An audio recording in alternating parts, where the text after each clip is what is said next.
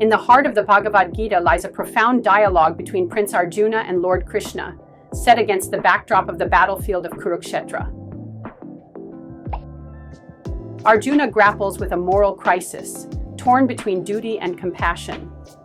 Krishna enlightens him about the eternal soul, emphasizing that true duty transcends personal gain.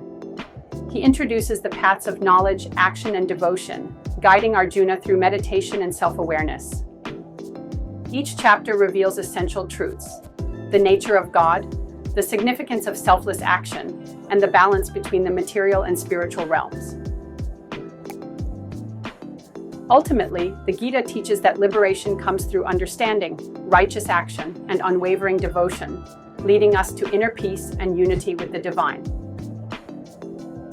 Arjuna's dilemma begins with his deep moral and emotional conflict, overwhelmed with sorrow and indecision about fighting against his own family, teachers, and friends. Krishna begins to guide Arjuna by explaining the eternal nature of the soul, introducing the concepts of duty, selflessness, and the difference between the body and the soul. He teaches Arjuna about selfless action, emphasizing the importance of doing one's duty without attachment to personal gains. Krishna discusses the eternal wisdom passed down through generations, revealing himself as an incarnation of God, explaining how knowledge combined with action can lead to liberation. He contrasts the paths of renunciation and action, explaining that both can lead to liberation if practiced with detachment. Krishna teaches Arjuna about the significance of meditation, discipline, and self-control, encouraging him to find balance and calm.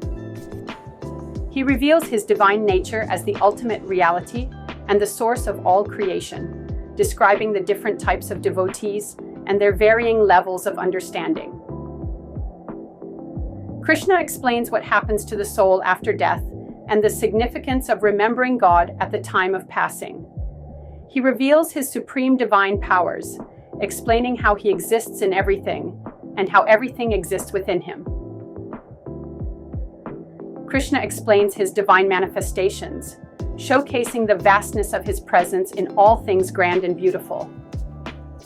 Arjuna is granted a vision of Krishna's universal form, displaying his infinite and awe-inspiring nature. Krishna highlights the path of devotion as the simplest and most direct path to attain him. He explains the distinction between the physical body and the soul, emphasizing self-awareness and understanding of the body and soul.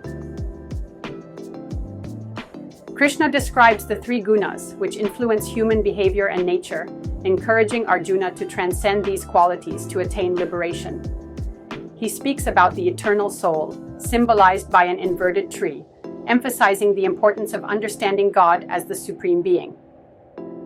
Krishna categorizes human qualities into divine and demoniac, encouraging Arjuna to cultivate virtuous qualities. He explains the concept of faith and how it aligns with the three gunas, influencing one's beliefs, actions, and lifestyle. In the final chapter, Krishna summarizes all paths and stresses the importance of surrender to God to achieve liberation. The teachings emphasize performing one's duty with faith, detachment, and devotion, conveying that through self-knowledge, righteous action, and devotion, one can achieve inner peace and spiritual liberation.